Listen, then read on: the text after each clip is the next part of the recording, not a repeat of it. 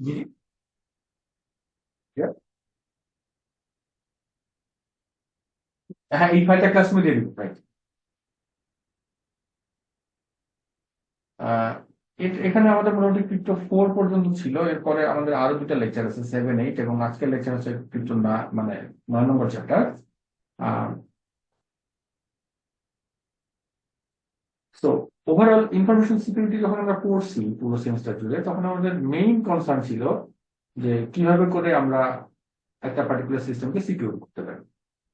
তো সেই সিকিউর করতে যে আমরা মোটামুটি দেখেছিলাম যে আমাদেরকে যখন একটা লার্জ স্কেল একটা অ্যাপ্লিকেশন আমরা বানাবো, তখন আমাদের মাথার মধ্যে রাখতে হয়েছে যে সেই সিস্টেমটার মধ্যে যে কমিউনিকেশনটা হবে সিস্টেমটা ডেভেলপমেন্টের সময়, সেগুলো যেন কনফিডেন্সিয়ালিটি মেনটেন করা থাকে, অর্থাৎ আনঅথরাইজড কেউ যেন কোনো কিছু অ্যাক্সেস করতে না পারে। সেটা ছিল হচ্ছে সি পার্ট।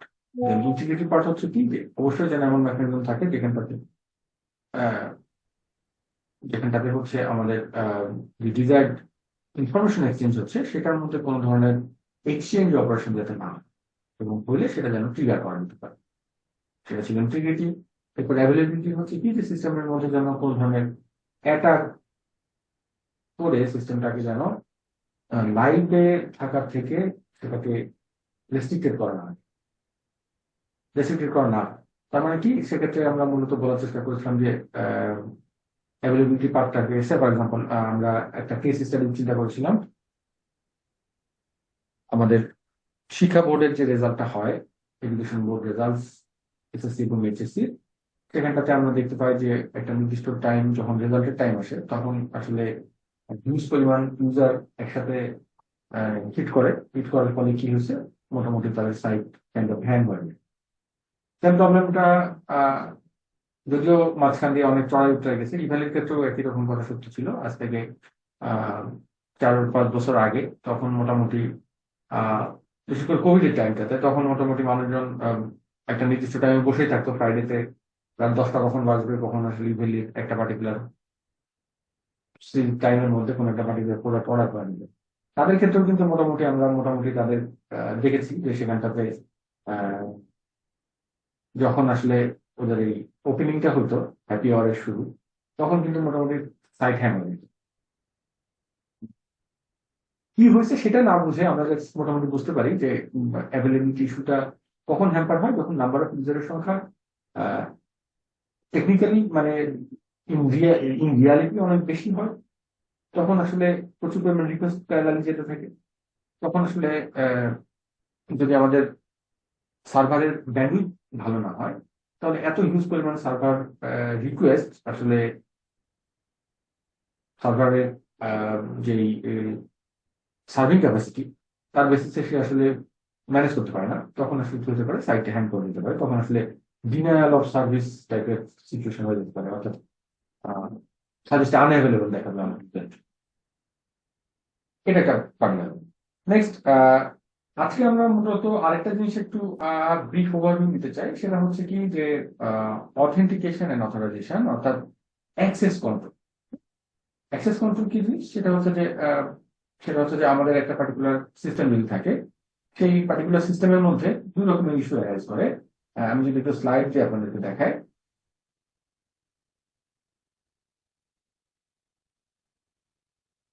দেখতে পাচ্ছি কি সবাই? জি স্যার, দেখতে পাচ্ছি। তো অ্যাক্সেস কন্ট্রোলে কি হয়, অ্যাক্সেস কন্ট্রোলের মতো মূলত দুইটা পার্ট, একটা পার্ট হচ্ছে অথেন্টিকেশন আর একটা হচ্ছে অথরাইজেশন। অথেন্টিকেশন মানে হচ্ছে কি, যে are you who you say you are, এই কোশ্চেনটার আনসার বের করতে পারাটাকে বলা হয় হচ্ছে অথেন্টিকেশন। অর্থাৎ আমি আমার যে পরিচয়টা দিচ্ছি সিস্টেমের কাছে, সেটার ভেরিফিকেশন করাটাই হচ্ছে অথেন্টিকেশন। যেহেতু আমরা একটা সিস্টেম বানাচ্ছি, যে সিস্টেমটা হচ্ছে একটা মেশিন, এবং সেই মেশিনের কাছে একটা হিউম্যানকে জাস্টিফাই করতে হয় যে না, সে আসলে লেজিট বা লেজিটিমেট ইউজার। তো সেক্ষেত্রে মূলত আমরা অথেন্টিকেশন প্রোটোকল সেকশনটাতে মূলত আইডেন্টিফাই করার চেষ্টা করি যে সিস্টেমের সাথে যে ইন্টারাকশনটা এখন হচ্ছে, সেটি কিনা, সেটি অথেন্টিক হিউম্যান ইউজার কিনা। আর অন আদার হ্যান্ড, অথরাইজেশন হচ্ছে কি, are you allowed to do that, অর্থাৎ আমি একটা টাস্ক পারফর্ম করতে যাচ্ছি, সেই টাস্কটা পারফর্ম করার আমার রাইট আছে কিনা, বা সেটা করার মতো আমার পারমিশনস আছে কিনা। সে ফর এক্সাম্পল আমরা যদি হচ্ছে একটা আহ, আমরা যদি হচ্ছে বিভিন্ন ধরনের মুভি দেখি, রাইট? একটা কমন মুভি প্লট হচ্ছে কি, আহ, আমি যদি বলি, আপনারা কি বাদশা সিনেমা দেখেছেন? শাহরুখ খানের। শাহরুখ খানের অনেক আগে স্যার, অনেক আগে, দেখেছি হ্যাঁ। স্যার। আচ্ছা, ওটাতে শেষের যে ফিনিশিংটা থাকে আর কি,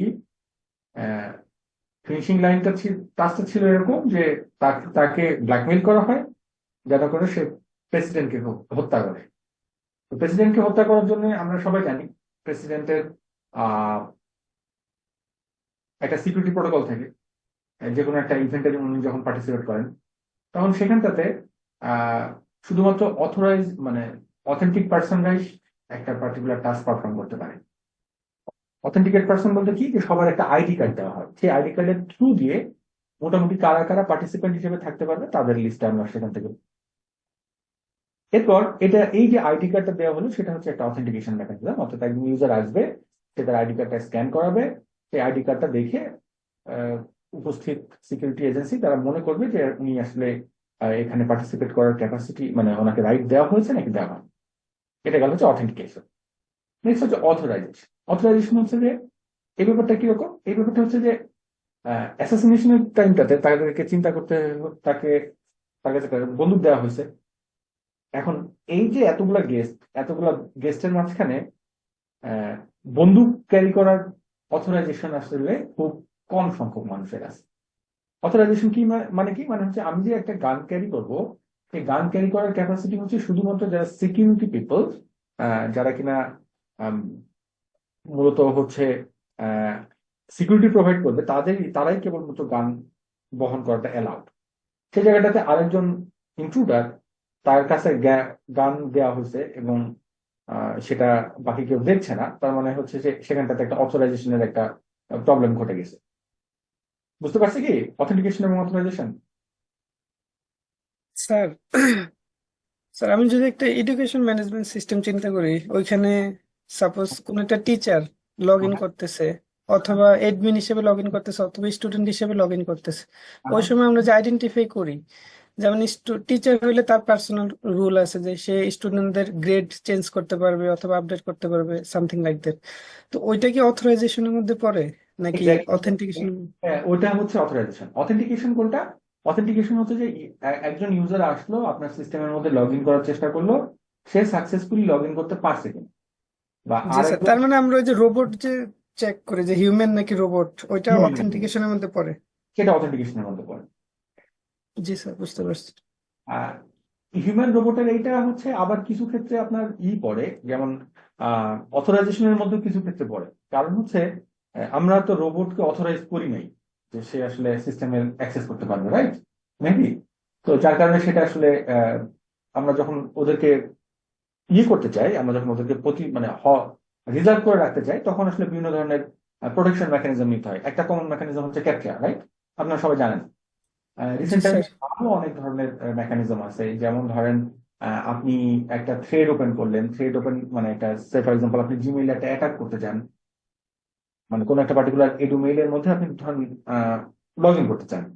তো আপনি কতক্ষণ, ওরা যেটা করে, এই যে আমি লগ ইন রিকোয়েস্ট দিলাম, লগ ইন রিকোয়েস্ট দেওয়ার পর এরপরে হচ্ছে একটা অথেন্টিকেশন সার্ভার থাকে।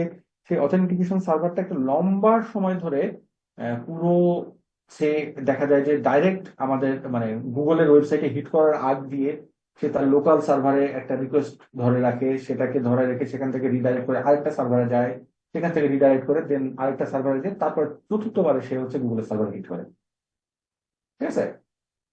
তো এরকম লেয়ার্ড আর্কিটেকচারের পার্সপেক্টিভ থেকে মোটামুটি এই ধরনের মানে সিকিউরিটি মেকানিজম যদি আমি বলি, তাহলে এরকম লেয়ার্ড আর্কিটেকচারের পার্সপেক্টিভ থেকে এটা সিকিউরিটি মেকশোর করা যায়। আর অথেন্টিকেশন এন্ড অথরাইজেশনের একটা পারফেক্ট এক্সাম্পল মেহেদী খুব চমৎকার ভাবে বলেছেন, যে আমি জাস্ট লগ ইন করতে পারবো নাকি পারবো না সেটা হচ্ছে অথেন্টিকেশন। আর লগ ইন করার পর এরপর আমি কি কি টাস্ক পারফর্ম করতে পারবো, সে ফর এক্সাম্পল আপনারা গুগল ক্লাসরুমে শুধুমাত্র আমার পোস্ট দেখতে পান, বা আমার হচ্ছে আমি যে স্লাইড গুলো আপলোড করছি সেগুলো দেখতে পান। আপনারা কি কোনো স্লাইড আপলোড করতে পারবেন? সেই সেই অ্যাক্সেসিবিলিটি আপনাদেরকে দেওয়া হয়নি। এটি হচ্ছে অথরাইজেশন, যে আমার এটার অ্যাক্সেস নাই। অ্যানাদার ফর্ম অফ অথরাইজেশন হচ্ছে কি, ব্যাংকে সবাই অনেক এমপ্লয়ি আছে কিন্তু ভল্টে অ্যাক্সেস আছে কার কার? সবগুলো এমপ্লয়ি কি ভল্টে অ্যাক্সেস পাবে? জি না স্যার। পাবে না। শুধুমাত্র ম্যানেজার এবং অথরাইজ আরেকজন পার্সোনাল তারাই কেবলমাত্র ভল্ট অ্যাক্সেস পাবে। সেটা হচ্ছে এক ধরনের অথরাইজেশন, উনি এই কাজটা করতে পারবেন নাকি পারবেন না। তাহলে কি বুঝতে পারছি আমরা অথরাইজেশন এন্ড অথেন্টিকেশন? জি ইয়েস স্যার, স্যার, বুঝতে বুঝতে পারছি। স্যার আরেকটা কোশ্চেন, হ্যাঁ সেটা হলো বলবো। স্যার এই যে প্রিভিয়াস অনেক আগে গুগলে একটা ইয়ে হইতো, জিমেলের একটা অ্যাটাক হইতো, মাস মিলার অ্যাটাক। এটাতে এখন রেমেডি বের হয়ে গেছে, কিন্তু তখন যে, যেমন আমার অরিজিনাল ইমেল ছাড়াই আমি হয়তো বা 500 জন ইউজারকে পাঠাইতে পারতেছি ইমেল কোন একটা ওয়েবসাইটের থ্রুতে। তো ওই ক্ষেত্রে ওইটা কোন ইয়াটা সিকিউরিটিটা ব্রেক করতো? ওই ক্ষেত্রে কি এটা অথেন্টিকেশন? ও আচ্ছা, ওইখানটাতে একটা সিনারিওটা একটু আরেকবার বলে, তাহলে আমরা এই পার্সপেক্টিভ অ্যানালিসিস করে চিন্তা করি। সেক্ষেত্রে হচ্ছে কি, যে ধরেন আমি চাচ্ছি যে 500 জন ইউজারকে ইমেল পাঠাবো, কিন্তু আমার জি নিজের স্যার, আমার নিজের ইমেল ইউজ করব না, কিন্তু ওদের এখানে শো করবে যে আমার ইমেলটা যাচ্ছে। ওইটা হচ্ছে আমি থার্ড পার্টি কোনো একটা ওয়েবসাইট থেকে এরকম জেনারেট করতে পারবো। ওইখানে আমার সেন্ডারের জায়গায় আমার ইমেল দিব, আর রিসিভারের জায়গায় ওইখানে যাদের কাছে পাঠাতে চাই তাদের কাছে দিব, এবং মেসেজটা আমি ওইখানে দিব, দিয়ে সেন্ড করলে তখন তাদের ওইখানে শো করবে যে সেন্ডার আমার ইমেল, কিন্তু আসলে আমার অ্যাকচুয়াল ইমেল থেকে এটা পাঠানো হয় নাই। এটা মাস মেলের অ্যাটাক ছিল, কিন্তু এখন বর্তমানে মাসমেলের অ্যাটাক করলে ওই ইমেল গুলো স্প্যামে চলে যায়। এটা মানে গুগলের সিকিউরিটি ইমপ্রুভ করছে, আগে এটা ছিল আর কি। এটা হচ্ছে আপনার আমার এখানটাতে আমার অবজারভেশন হচ্ছে যে এটা এক ধরনের মাস্কিং টাইপের প্রবলেম। মাস্কিং প্রবলেমটা কি? মাস্কিং প্রবলেম হচ্ছে আহ, আমি হচ্ছে ইনফ্যাক্ট ওই যে ভয়েস ওভার ইন্টারনেট প্রোটোকলের আইডিয়া সম্পর্কে তো আপনাদের আইডিয়া আছে, রাইট? জি সে স্যার। আমি হচ্ছে একটা একটা মোবাইল নাম্বার থেকে আপনার নাম্বারে কল আসলো। এই মোবাইল নাম্বারটা হচ্ছে কি আর একজনের মোবাইল নাম্বার বানিয়ে আপনাকে কল দেওয়া পসিবল ছিল। এই টাইপের অ্যাপ হচ্ছে আমাদের যে সিমিলার যে মোবাইল গুলো ছিল আগে আপনার বাটন ফোন, তখন তার কিছু অ্যাপ পাওয়া যেত, এক্সটার্নাল সব এপিকে ফাইল, সেগুলোকে নামায়ে ইনস্টল করলে আপনি ওখানে জাস্ট আপনার ইনফরমেশন দিতেন। দেওয়ার পর এরপর হচ্ছে আপনি কোন নাম্বারটা দিয়ে কোন নাম্বারটাকে মাস্কিং করতে চান সেটা আপনি ওখানে বলতে পারতেন, এবং ওভার দ্য ইন্টারনেট তখন আসলে এরকম ফেক কল জেনারেট করা পসিবল হতো, যে মিস কল জেনারেট করলাম একটা আরেকজনের নাম্বার দিয়ে, অথচ সে কখনো কলই দেয়নি। তো এই ধরনের প্রবলেম গুলো মূলত আসলে ইন্ডেক্সিং বা মাস্কিং প্রবলেম বলা হয় আর কি। অর্থাৎ একটা মাস্কিং সার্ভার থাকে, সেই সার্ভারের কাজ হচ্ছে মূলত যে নাম্বারটা থেকে কলটা আসতেছে সেটাকে অথেন্টিকেট করা আর কি, যে আসলে এটা লেজিট, লেজিট ওর নাম কি বলে, নাম্বার কিনা। তো এটার জন্য আবার হচ্ছে জিএসএম কোম্পানিগুলো যেটা করে, ওরা হচ্ছে আপনার আমরা যখন নেটওয়ার্কের আমাদের যখন সিম ইনসার্ট করি আমাদের ফোনের মধ্যে, তখন সে কন্টিনিউয়াসলি নিয়ারেস্ট যেই টাওয়ার আছে সেই টাওয়ারের সাথে একটা কন্টিনিউয়াস একটা কানেকশন কমিউনিকেশন মেনটেন করে।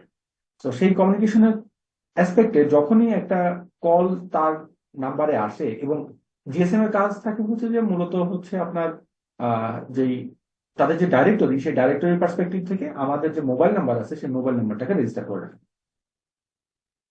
এবং যখনই কোনো একটা ইউজার কল করে তখন হচ্ছে, সে ফর এক্সাম্পল আমি এখন একটা কল প্রেস করলাম, সেটা হয়তো আমার ফ্রেন্ডের কাছে, সে হয়তো এখন বরগুনাতে আছে। তাহলে যেটা হয় ওভার দ্য, যেহেতু এটা একটা পুরো সবগুলো টাওয়ার একটা নেটওয়ার্কের মাধ্যমে কানেক্টেড, তো আমরা যখন একটা কল বাটনে প্রেস করি তখন সে করে কি, সে নিয়ারেস্ট টাওয়ারের কাছে রিকোয়েস্টটা প্রথমে পাঠায়। সেই টাওয়ার, এই যে মোবাইল নাম্বারটা লাস্ট কোথায় কোন টাওয়ারে দেখা গেছে তাদের একটা ইন্ডেক্সিং থাকে, সেই ইন্ডেক্সিং এর পার্সপেক্টিভ থেকে সেটাকে সে সার্চ করে ওই পার্টিকুলার টাওয়ারে সিগন্যালটাকে রিডাইরেক্ট করে, দেন ফাইনালি ইউজারের কাছে যে আপনার হচ্ছে ইউজারকে খুঁজে পেলে সে একটা রিং ইনিশিয়েট হয়। ঠিক আছে? তো ওভারঅল এর মাঝখানে যে এর মাঝখানে যতগুলো হপ সে ট্রান্সফার করলো আর কি এই রিকোয়েস্টটা, প্রত্যেকটা হপের এগেনস্টেই আসলে কিন্তু এরকম মানে লেভেল ফিক্স থাকে যে হু ইজ কলিং হুম। তো এর মাধ্যম দিয়ে আসলে মোটামুটি একটা ফোন নাম্বারের যে অথেন্টিকেশন ব্যাপারটা, সেই ব্যাপারটা নিশ্চয় করা হয়। তো মার্শমেলো অ্যাটাকের ক্ষেত্রেও সম্ভবত আপনার এটা definitely it will be violation of authentication protocol, যার কারণে হয়তো একটা একটা ব্যাকগ্রাউন্ড মাস্কিং হয়েছে, যে মাস্কিং এর কারণে সে আসলে সেন্ডারের যে ইমেল অ্যাড্রেসটা, সেই ইমেল অ্যাড্রেসটা ওখানটাতে আহ, মানে আমি যেটা চাচ্ছি না, একটা ফেক ইমেল অ্যাড্রেস, সেটাকে বা অন্য একটা ওয়েবসাইট থেকে থার্ড পার্টি আরেকটা ইমেল অ্যাড্রেসকে দেন সে ওই লোকেশনে রিকোয়েস্ট করছে। এটার একটা কারণ হচ্ছে কি, মডার্ন আপনার যে মেইল ট্রান্সফার প্রোটোকল এসএমটিপি, এটার আগে হচ্ছে আপনার এই মেইল সার্ভারগুলোকে রিকনফিগার করার সময় তখন বিভিন্ন ধরনের ভালনারেবিলিটিস ছিল। যেমন আপনি যদি পড3 বা ওই টাইপের যে যদি কোনো প্রোটোকলের কথা বলেন, তাহলে ওই প্রোটোকলগুলোর কিছু ভালনারেবিলিটিস ছিল যেগুলো কিনা এক্সপ্লয়েট করে এই টাইপের অপারেশন পারফর্ম করা যেত। ঠিক আছে? জি স্যার, বুঝতে পারছি। ওকে, সো মূলত অথেন্টিকেশন কিভাবে হবে? অথেন্টিকেশন হতে পারে তিনটা উপায়। একটা হচ্ছে যে something you know, something you have, অথবা সামথিং ইউ আর। এই তিনটা প্রক্রিয়া। Something you know means what? Something you know means password.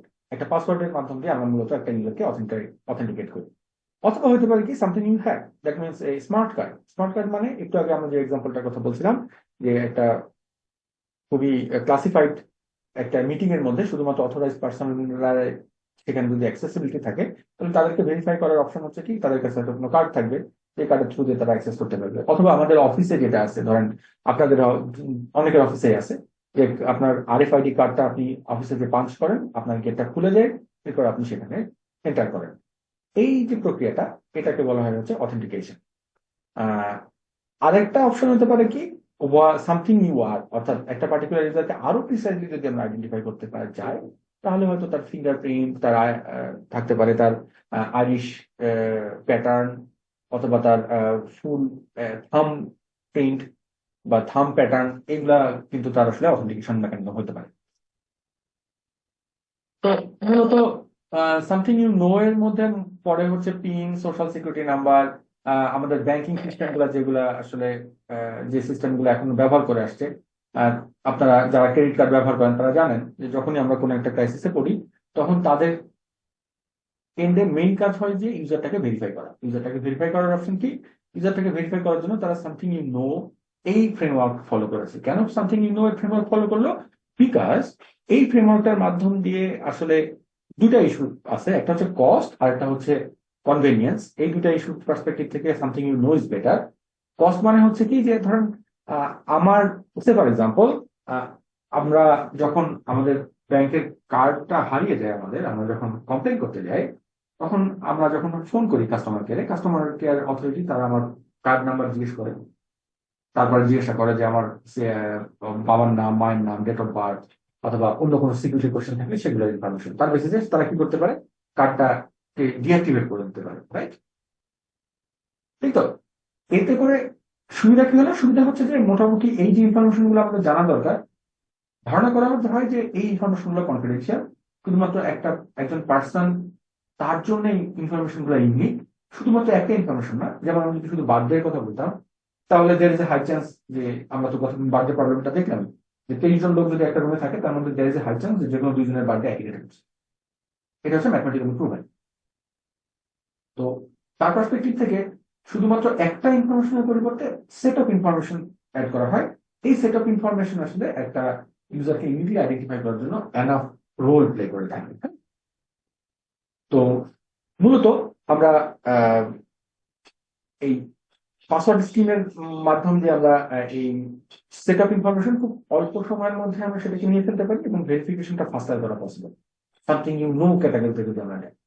তাহলে হ্যাঁ, আমরা জানি যে যখন আমরা সিম তোলার যাদের এক্সপিরিয়েন্স আছে, অর্থাৎ একটা সিম হারিয়ে গেলে বাংলাদেশে যে প্যাটার্ন চলছে, নতুন একটা সিম তুলতে গেলে দেখা যায় যে আমরা ফিঙ্গারপ্রিন্ট দিচ্ছি, ওখানকার স্ক্যানারটা ঠিক মতো কাজ করছে না, মোটামুটি 3-4 বার করে ট্রাই করে করে দেন, তারপরে হচ্ছে আসলে একটা অথেন্টিকেশন করা হচ্ছে। রাইট? এক্সপিরিয়েন্স করেছেন তো নিশ্চয়ই, right? So something you know is always cost effective and efficient, but something you know এই প্রোটোকলের একটা বড় প্রবলেম আছে। প্রবলেম হচ্ছে যে এটা এখানটাতে সিঙ্গেল পয়েন্ট ফেলিয়ার আছে। সিঙ্গেল পয়েন্ট ফেলিয়ার কি জিনিস? সিঙ্গেল পয়েন্ট ফেলিয়ার হচ্ছে আহ সিঙ্গেল পয়েন্ট ফেলিয়ার হচ্ছে মানে কি, যে যদি শুধুমাত্র সিস্টেম অ্যাডমিনের পাসওয়ার্ডটা কোনো কারণে হ্যাক হয়ে যায়, তাহলে পুরো ম্যাসেকার হয়ে যাচ্ছে। তো আমরা যদি ক্রিপ্টোগ্রাফিক কি সিস্টেম এবং পাসওয়ার্ডের সাথে কম্পেয়ার করি, তাহলে ইউজুয়াল কেসে যেটা হয় যে একটা ক্রিপ্টোগ্রাফিক কি হয় হচ্ছে 64 বিটের যদি হয় তাহলে তার জন্য 64টা কি হওয়া possible. On the other hand আমরা একটা পাসওয়ার্ডের পার্সপেক্টিভ থেকে যদি বলি, একটা পাসওয়ার্ড হচ্ছে ইউজুয়ালি 8 ক্যারেক্টারের, এবং প্রত্যেকটা ক্যারেক্টারের মধ্যে যদি 256টা ডিফারেন্ট ডিফারেন্ট ক্যারেক্টার থাকে, প্রত্যেকটা পজিশনে যদি বসার সুযোগ থাকে, তাহলে ওভারঅল কমপ্লেক্সিটি হচ্ছে কত? 256 to the power 8, which is 2 to the power 64। বুঝতে পারলাম? আহ, কিন্তু একটা প্রবলেম যেটা দাঁড়াচ্ছে, আমরা যদি একটা কি ক্রিপ্টোগ্রাফিক কি সিস্টেমে রাখতাম, তাহলে কিন্তু আমাদের সেই কার্ড নাম্বারটা মনে রাখাটা, মানে যে পিনটা আমরা বলছি ক্রিপ্টোগ্রাফিক ইউনিক আইডেন্টিফায়ার, এই নাম্বারটা সবসময় মনে রাখাটা একটা চ্যালেঞ্জ থাকে। এটা হচ্ছে কি সিস্টেমের limitation. On the other hand password সিস্টেমের লিমিটেশন কি? পাসওয়ার্ড সিস্টেমের লিমিটেশন হচ্ছে যে password is not random. User তার ডে টু ডে অ্যাক্টিভিটিসে যে সমস্ত টাস্ক পারফর্ম করে বা তার যে নিজের কনফিডেন্সিয়াল যে সমস্ত ইনফরমেশন আছে, তার বেসিসে সে কোনো না কোনো একটা পাসওয়ার্ড দেওয়ার চেষ্টা করে, যাতে করে সেই পাসওয়ার্ডটা মনে রাখে। বুঝতে পারলাম? তো বুঝতে পারছি তো নাকি? জি স্যার, বুঝতে পারছি। So here is the list of some bad passwords and good password.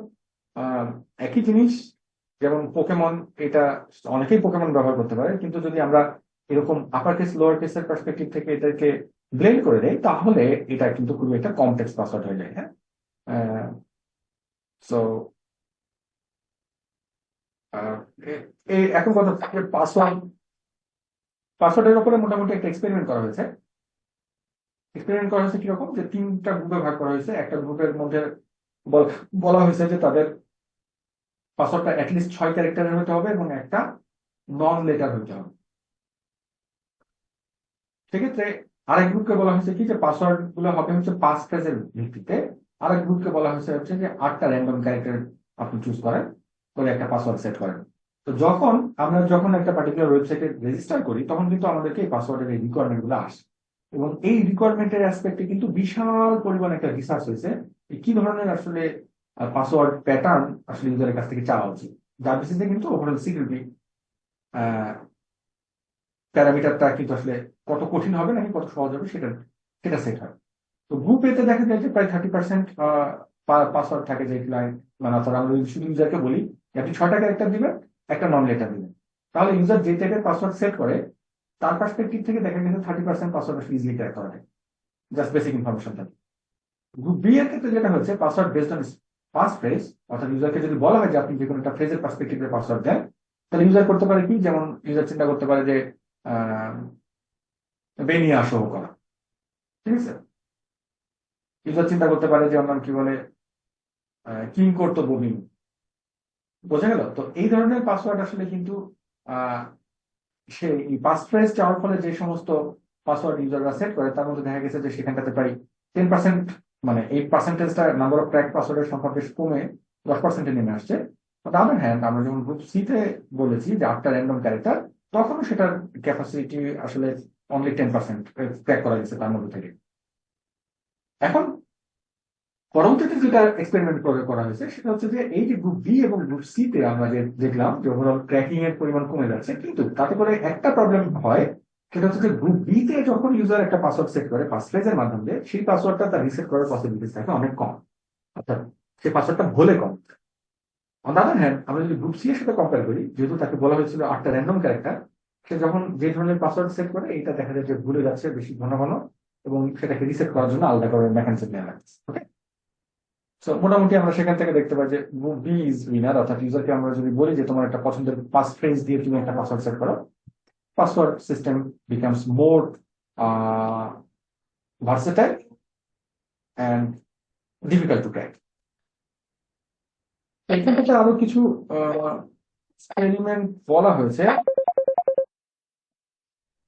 আর পাসওয়ার্ডের পার্সপেক্টিভ থেকে যদি আমরা কি কি ধরনের অ্যাটাক হতে পারে সেগুলো যদি আমরা বলি, target one particular account, target any account on the system, target any account on any system, attempt denial of service attack, এবং কমন অ্যাটাক পাথ হচ্ছে আউটসাইডার, সে হচ্ছে নর্মাল ইউজার হিসেবে, এবং অ্যাডমিনিস্ট্রেটিভ রোলের পার্সপেক্টিভ থেকে একটা পার্টিকুলার সিচুয়েশনে অ্যাক্সেস করার চেষ্টা করবে। অর্থাৎ এখানটাতে যেটা মেইনলি বলার চেষ্টা করা হয়েছে সেটা হচ্ছে যে আমরা যখন একটা পাসওয়ার্ড এর উপর অ্যাটাকের কথা চিন্তা করি, তখন পাসওয়ার্ডের কি কি ধরনের অ্যাটাক হতে পারে, এমন এই কার পাসওয়ার্ড অ্যাটাক করা হবে বা কার পাসওয়ার্ড হ্যাক করা হবে, সেই ব্যাপারটা অ্যানালাইসিস করার জন্য কি করতে হয়, একটা সোশ্যাল ইঞ্জিনিয়ারিং করা হয়।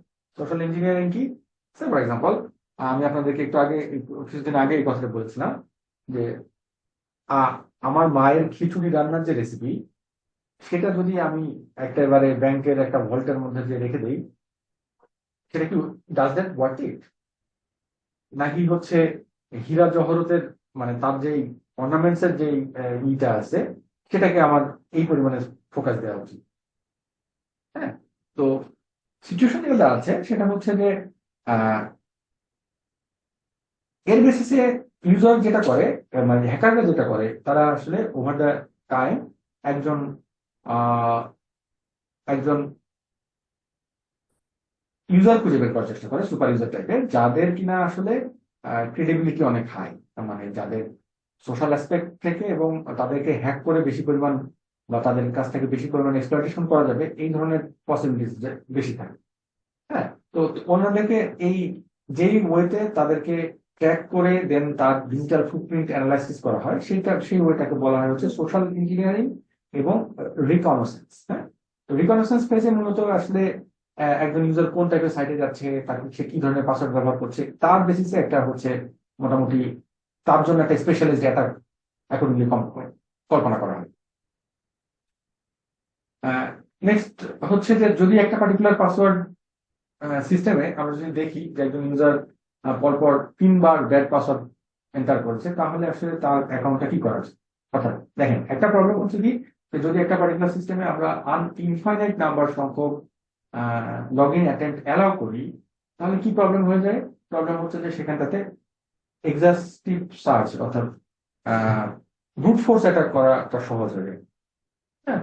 তো সেই ব্রুট ফোর্স অ্যাটাকটাকে ওভারকাম করার জন্য কি করতে হয়, সেটার জন্য হচ্ছে সিস্টেম অ্যাডমিন কি করে, ওনারা একটা সেট অফ লিমিট সেট করেন যে না, পরপর 3 বার যদি ইনভ্যালিড অ্যাটেম্প্ট হয়, তাহলে সে হচ্ছে 5 সেকেন্ডের জন্য তার অ্যাকাউন্টটা হল্ড করে রাখা হবে, অথবা 5 মিনিটের জন্য, অথবা হচ্ছে যতক্ষণ না পর্যন্ত সিস্টেম অ্যাডমিন এই সার্ভিসটা রিস্টোর করছেন তার জন্য, ততক্ষণ পর্যন্ত এটাকে হল্ড করে রাখা হবে। বিশেষ করে আপনারা যখন ব্যাংকিং অ্যাপ বা ব্যাংকিং যে সমস্ত মোবাইল অ্যাপ অ্যাপ্লিকেশন আছে, তাদের ক্ষেত্রে কিন্তু এটা মোটামুটি একটা রুল, এবং এটা একটা গোল্ড স্ট্যান্ডার্ড রুল, যে মোটামুটি আমরা যদি 3 বার মতো ভুল অ্যাটেন্ড দেই, তাহলে আমাদেরকে কাস্টমার কেয়ারে ফোন করে দেন অথেন্টিকেশন নিয়ে তারপরে হচ্ছে আমাদের পাসওয়ার্ডটাকে রিকভার করতে হবে। বুঝতে পারছি কি? ইয়েস জি স্যার। স্যার, বুঝতে পারছি। নেক্সট হচ্ছে পাসওয়ার্ড ফাইল। ইউজুয়ালি যেটা হয় যে একটা পার্টিকুলার পাসওয়ার্ড যখন আমরা সেভ করে রাখি, তখন একটা সিঙ্গেল ফাইলে সেভ করাটাকে হাইলি ডিসকারেজ করা হয়। কেন সিঙ্গেল ফাইলে ডিসকারেজ করা হয়? বিকজ আমরা যদি পাসওয়ার্ডটাকে অ্যাজ ইট ইজ করে একটা পার্টিকুলার ফাইলে সেভ করে রাখি, তাহলে শুধুমাত্র ওই ফাইলটুকুই আমার সিস্টেমের হচ্ছে বটলনেক, এবং সেটা যদি কেউ হ্যাক করে ফেলে, তাহলে পুরো সিস্টেমের যত ধরনের ইউজার অ্যাক্সেস আছে সবগুলো সে পেয়ে যাবে। তাহলে উপায় কি? উপায় হচ্ছে একটা পসিবল সলিউশন আমরা গত ক্লাসে আলোচনা করেছিলাম, হ্যাশ। ডাইরেক্ট পাসওয়ার্ডটা না রেখে আমরা পাসওয়ার্ডের হ্যাশ রাখবো, এটা একটা উপায়। সেকেন্ড উপায় হচ্ছে যে একটা সিঙ্গেল ফাইলের পাসওয়ার্ডটাকে সেভ না করে, সবগুলো পাসওয়ার্ডকে একটা ফাইলে সেভ না করে, আমরা এরকম 10টা ফাইলে সেভ করার চেষ্টা করবো, মানে মাল্টিপল ফাইলে সেভ করে রাখার চেষ্টা করবো, যাতে করে কোন একটা পার্টিকুলার ফাইল যদি আমার ব্রিচ হয়, তাহলে শুধুমাত্র যেন সেই ইউজার গুলাকে আমরা ক্লাস্টার করে বা আইডেন্টিফাই করে কোনো ধরনের ওয়ার্নিং প্রোভাইড করতে পারি। এবং এই ধরনের পাসওয়ার্ডের উপরে মূলত যদি আমরা অ্যাটাকের কথা চিন্তা করি, পাসওয়ার্ডের ক্ষেত্রে আসলে ডিকশনারি অ্যাটাক করা হয়। What is dictionary attack? ইউজারের কাছে অর্থাৎ ইন্ট্রুডির কাছে একটা সেট অফ ডিকশনারি থাকে, সেই ডিকশনারি পার্সপেক্টিভ থেকে সে কি করে, সেট অফ কমন বা নোন পাসওয়ার্ডের একটা লিস্ট সে প্রিপেয়ার করে রাখে। এরপর কি করে সে সে হচ্ছে একটা একটা করে প্রত্যেকটা পাসওয়ার্ড আসলে সিস্টেমের মধ্যে পাঠিয়ে লগ ইন করার চেষ্টা করে। এই অ্যাটাকটাকে বলা হয় হচ্ছে কি, ডিকশনারি অ্যাটাক। এই ডিকশনারি অ্যাটাকটা প্রিভেন্ট করার অপশন, একটা ওয়ান পসিবল অপশন হচ্ছে যে আমরা সল্ভ করতে পারি। সল্ভ সল্ভ হচ্ছে যে আগে যেটা করতাম, যে পাসওয়ার্ডটাকে ডাইরেক্ট আমরা কি করতাম, পাসওয়ার্ডটাকে ডাইরেক্ট আমরা হচ্ছে হ্যাশ করতাম। ডাইরেক্ট পাসওয়ার্ড হ্যাশ করলে যেটা সংকট, আমরা অনেক সময় এই যে একই ধরনের যদি হ্যাশ ফাংশন ব্যবহার করা হয়, তখন আমাদের যে ডিকশনারি আছে ডিকশনারি যে পাসওয়ার্ড গুলো ছিল সেই পাসওয়ার্ড গুলোকে যদি আমরা হ্যাশ করি, হ্যাশ করে দেন সেখান থেকে যদি এই দুটা হ্যাশের ভ্যালু সমান হয়ে যায়, তাহলে কিন্তু আসলে আহ তাহলে কিন্তু প্রবলেম, মানে কোন পাসওয়ার্ড ইউজার দিছে সেটা সম্পর্কে কিন্তু একটা ব্রিফ আন্ডারস্ট্যান্ডিং আমাদের চলে আসে, রাইট? বুঝতে পারছি তো? তার পরিবর্তে সিস্টেম যদি একটা সল্ট অ্যাড করে, সল্ট, সল্ট হচ্ছে একটা random number.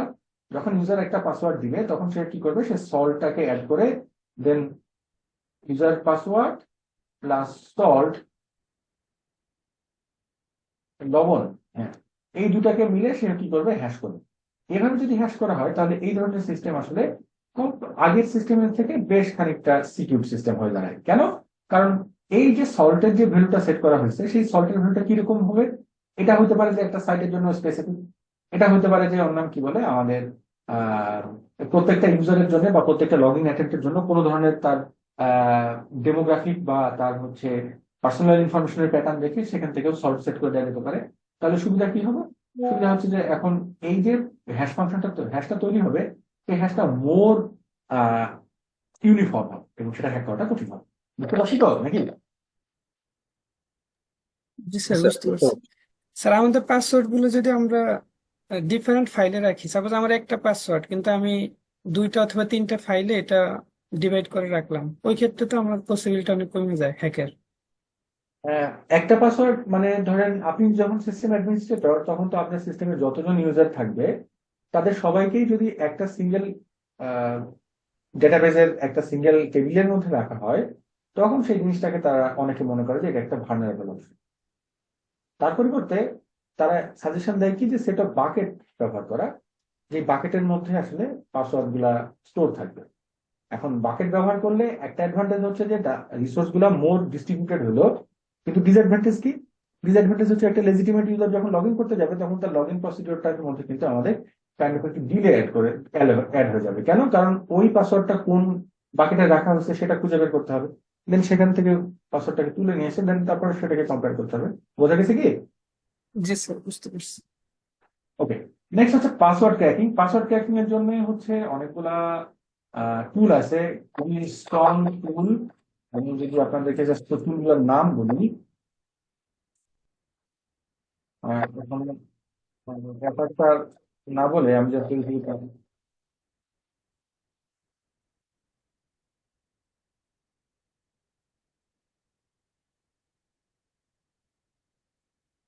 This are the tools যেগুলো কিনা মোটামুটি খুবই ওয়েল নোন টুল। পাসওয়ার্ড ক্র্যাকার্স অথবা জন দ্য রিপার, এটা হচ্ছে একটা ওপেন সোর্স টুল। এই এই টুলগুলো আমরা ব্যবহার করতে পারি যে পাসওয়ার্ডের উপর কোনো ধরনের এক্সপেরিমেন্ট যদি আমরা করতে চাই তার বেসিসে। তাহলে এই টুলগুলো ব্যবহার করার জন্য আমাদেরকে কি করতে হবে, এই পার্টিকুলার ওয়েবসাইটে যেতে হবে। এই পার্টিকুলার ওয়েবসাইটে যাওয়ার পর দেন সেখান থেকে আমাদেরকে সেই টুলটাকে ডাউনলোড করতে হবে। ডাউনলোড করে দেন হচ্ছে তার যেই ইউজার ম্যানুয়াল আছে তার বেসিসে আমি মোটামুটি আহ, যে এক্সপেরিমেন্ট গুলো করতে চাই সেগুলো করতে পারবে। অ্যানাদার ফর্ম অফ সিকিউরিটি হচ্ছে নেক্সট হোয়াট ইউ আর। এটা যদি আমরা বলি তাহলে সেক্ষেত্রে বায়োমেট্রিক চলে আসে। বায়োমেট্রিকের ক্ষেত্রে হচ্ছে fingerprint, hand written signature, facial recognition, space recognition, gait recognition. এটা খুবই একটা মডার্ন টেকনোলজি। গেট রিকগনিশন কি জিনিস আসলে? একজন ইউজার হাঁটবে, হ্যাঁ, তার তার যে ওয়াকিং প্যাটার্ন, এই ওয়াকিং প্যাটার্ন কিন্তু এক কাইন্ড অফ ডিফারেন্ট এক একজন ইউজারের জন্য। তো রিসেন্ট টাইমে যেটা হচ্ছে যে গেট রিকগনিশনের মাধ্যমে যে অথেন্টিকেশন করা পসিবল। অ্যানাদার হচ্ছে যে ফর্ম অফ এক্সাম্পল হচ্ছে যে ডিজিটাল ডগি, যার কাজ হচ্ছে ওডর রিকগনিশন। অর্থাৎ একজন ইউজারের যে স্মেল সেটা ডিটেক্ট করে দেন সেখান থেকে তাকে অথরাইজ করার চেষ্টা করবে। তো বুঝতে পারছি কি? তো এখানটাতে মোটামুটি এটা একটু আইডিয়াল বায়োমেট্রিক সিনারিও কি কি হতে পারে সে সম্পর্কে একটু বেসিক বর্ণনা আছে। আইডেন্টিফিকেশন ভার্সেস এখানে এনরোলমেন্ট, বায়োমেট্রিক ইরোর্স। ফিঙ্গারপ্রিন্টের ক্ষেত্রে কিছু লিমিটেশনস আছে ফিঙ্গারপ্রিন্ট কম্পারিজনের।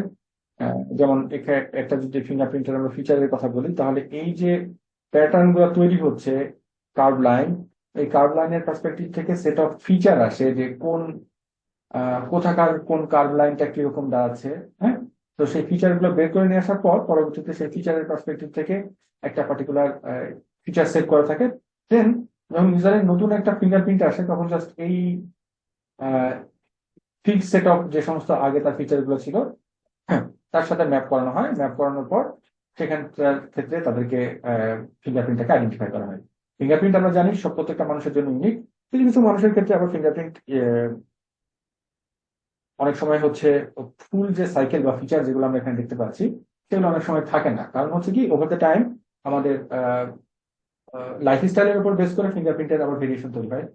আহ, অনেক সময় আইডেন্টিক্যাল টুইনের ক্ষেত্রে যদি আমরা বলা হয় যে তাদের ক্ষেত্রে কি হবে, তখন আসলে কিন্তু আইডেন্টিক্যাল টুইনের ক্ষেত্রেও তাদের, যদিও তারা তাদের ফেসিয়াল গঠন সেম, বাট তাদের ফিঙ্গারপ্রিন্ট কিন্তু আসলে different. Another form of security হতে পারে যে আমাদের পুরো হ্যান্ড জিওমেট্রি, যেটা কিনা আপনারা ভিসার যাদের বাইরে যাওয়ার এক্সপিরিয়েন্স আছে আপনারা জানেন, বা যাদের পাসপোর্ট করার এক্সপিরিয়েন্স আছে তারা তো দেখেছেন যে 4টা আঙুল দিতে হয় স্ক্যানারের মধ্যে। বিশেষ করে ইউএস এর ওদের যে সিকিউরিটি সিস্টেম, আমাদের সবসময় ওরা আসলে পুরো হাতের একটা স্ক্যান নিয়ে থাকে, যাতে করে আরো মোর রোবাস্টলি একজন ইউজারকে তারা ঠিক মতো আইডেন্টিফাই করতে পারে। Another last form of security is iris pattern, অর্থাৎ প্রত্যেকটা মানুষের চোখের যে প্যাটার্ন দেখতে বাইরে থেকে একই রকম মনে হলেও আমাদের এখানে রড এবং কোন সেলগুলার যে আর্কিটেকচার আইরিশের আশপাশ থেকে তাদের লেআউটটা, এই যে কম্বিনেশনটা, এটা আসলে এক একজন প্রত্যেকটা মানুষের জন্য ইউনিক। তো অনেক সময় আইরিশ স্ক্যানার আমরা ফলো করতে পারি আমাদের অথেন্টিকেশন মেকানিজমের জন্য। এখন কথা হলো, আইরিশ স্ক্যানার দিয়ে আমরা মানে কখন কোনটা ব্যবহার করবো, প্রত্যেকটা সিস্টেমের মধ্যে কিন্তু set of advantage and set of drawbacks আছে। অ্যাডভান্টেজ অর ডিসঅ্যাডভান্টেজ আছে। সেটা হচ্ছে যে আইরিশ স্ক্যানার এটা ইটসেলফ হচ্ছে আমাদের একটা কমপ্লেক্স, অর্থাৎ এটা ইনস্টলেশন যদি আমরা করতে চাই তাহলে তাকে চোখ স্ক্যান করতে পারতে হবে এবং ব্যাকগ্রাউন্ডে সেখান থেকে ফিচার এক্সট্রাক্ট করতে পারতে হবে, এরপর তার ডাটাবেসের সাথে ম্যাচ করে দিতে পারতে হবে। ওকে, সো ওভারঅল আমাদের যেই পার্টিকুলার রিসোর্স আমরা চিন্তা করছি সেই রিসোর্সটার কি পরিমাণ ভ্যালুয়েবল তার বেসিসে কিন্তু এই ধরনের বায়োমেট্রিক মেকানিজম আমরা অথেন্টিকেশনের জন্য ব্যবহার করতে পারি। ওকে, বুঝতে পারছি তো? এটা একটা Yes, sir. classic, একটা স্ক্যান থেকে ফিচার এক্সট্রাক্ট করাটা, এটা একটা ক্লাসিক কম্পিউটার ভিশন প্রবলেম, যেটার মাধ্যম দিয়ে মোটামুটি একটা ফিচার এক্সট্রাকশন থেকে শুরু করে অনেকগুলো কাজ আগেও হয়েছে, এখনো পর্যন্ত হচ্ছে। নেক্সট কি কি ধরনের আইরিশ স্ক্যানের উপর অ্যাটাক হতে পারে, এটা খুবই মজার ব্যাপার। একটা আপনারা অলরেডি সিনেমাতে দেখছেন যে আইরিশ স্ক্যানের ক্ষেত্রে বা ফিঙ্গারপ্রিন্ট অথেন্টিকেশন থাকলে কি হয়, যার কাছে ফিঙ্গারপ্রিন্ট আছে তার হাতটা কেটে নিয়ে যে দেন যদি আমরা সেটাকে স্ক্যান করাই তাহলে তো সেটা লেজিটিমেসি পাবে, রাইট? রিসেন্ট স্ক্যানার গুলা সেটা আসলে লাইভ নাকি লাইভ না, অর্থাৎ ওই ব্যাপারটাও ডিটেক্ট করতে পারে। তো শুধুমাত্র জীবন্ত মানুষের ক্ষেত্রেই ফিঙ্গারপ্রিন্টটা থাকবে যতক্ষণ সে বেঁচে থাকবে, আদারওয়াইজ থাকবে না। সো এটার জন্য একটা ডিভাস্টেটিং অ্যাটাক হতে পারে যে একজন অথরাইজ পার্সনের চোখ উপড়ায় নিয়ে এসে দেন সেটার আইরিশ স্ক্যান করানো। দিস আর ইন্টারেস্টিং থিংস, যেটা কিনা মোটামুটি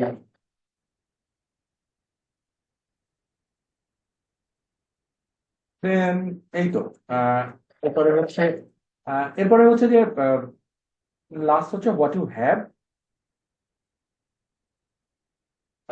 সামথিং ইউ হ্যাভ, যেটার মাধ্যম দিয়ে আমরা মূলত সে ফর এক্সাম্পল আমরা যখন ব্যাংকে যাই তখন আমাদেরকে প্রথম কি করা লাগে, প্রথমে আমাদের কার্ডটাকে ইনসার্ট করানো লাগে, রাইট? যখন আমরা এই কার্ড দিয়ে আমরা ব্যাংকের এটিএম এর মধ্যে ইনসার্ট করি তাতে করে কি হয়, কার্ড ইলেকট্রনিক্যালি কার্ডটাকে স্ক্যান করার পর এই কার্ডের এগেনস্টে কোন ব্যাংক অ্যাকাউন্ট আছে সেটা আইডেন্টিফাই করতে পারে। এরপর হচ্ছে সেটাকে আরেক লেয়ারে আমার আমার কার্ড আমি নিজে ইনসার্ট করলাম কিনা এটা এনশিওর করার জন্য কি করা হয়, পিন জিজ্ঞাসা করা হয়। তো এই পিনটাও আসলে ইউজারের কাছে থাকে। কেন পিনের পরিবর্তে ফিঙ্গারপ্রিন্ট হলো না? কারণ হচ্ছে কিন্তু পিন হচ্ছে ফাস্টার, ফিঙ্গারপ্রিন্ট স্ক্যানিং হচ্ছে আসলে স্লোয়ার। তো ওভারঅল আমরা যখন একটা বিজনেসের কথা চিন্তা করবো তখন অবশ্যই চিন্তা করতে হবে যে সেখানে কি পরিমাণ রিসার্চ ইউটিলাইজেশন হবে এবং ফাইনালি সেখান থেকে আউটপুট কি আসবে।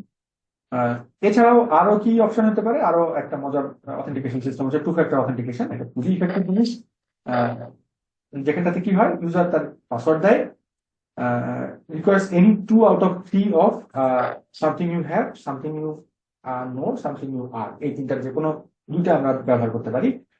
যেমন ব্যাংকে ব্যবহার করা হয় হচ্ছে কার্ড এবং হচ্ছে পাসওয়ার্ড পিন।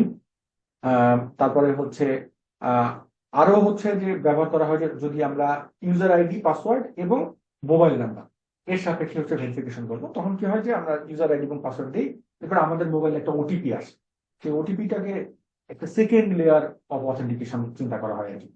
এবং এই ওটিপি সিস্টেম আসার কারণে ওভারঅল হ্যাকারদের জীবন আসলে অনেক অংশে একটা দুর্বিষহ জীবন হয়ে গেছে, বিকজ এট এ টাইম তাকে কি করা লাগছে, একজন ইউজারের আইডি হ্যাক করা লাগতেছে এবং তার মোবাইল ফোনের উপরেও তার অ্যাক্সেসিবিলিটি থাকা লাগছে, তাহলে কেবলমাত্র সে তার ক্ষতি করার সুযোগটা আছে। হ্যাঁ, বুঝতে পারছি তো?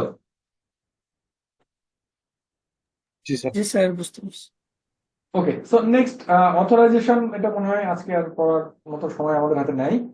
আহ, তাহলে আজকে শুধুমাত্র অথেন্টিকেশন দেখেই শেষ করি এবং এই সেমিস্টারে আসলে অথেন্টিকেশন পর্যন্তই থাক।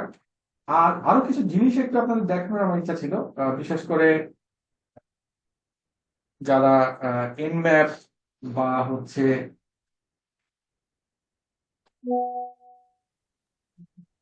ওয়ারশার্ক। এনম্যাপ বা হচ্ছে ওয়ার্কশার্ক, এই টুলস গুলো আমি দেখাতে চেয়েছিলাম, বাট আমাদের হাতে খুব বেশি সময় নেই। আপনারা যদি আরেকদিন সময় দিতে পারেন তাহলে আমি আবার সেটার উপর একটা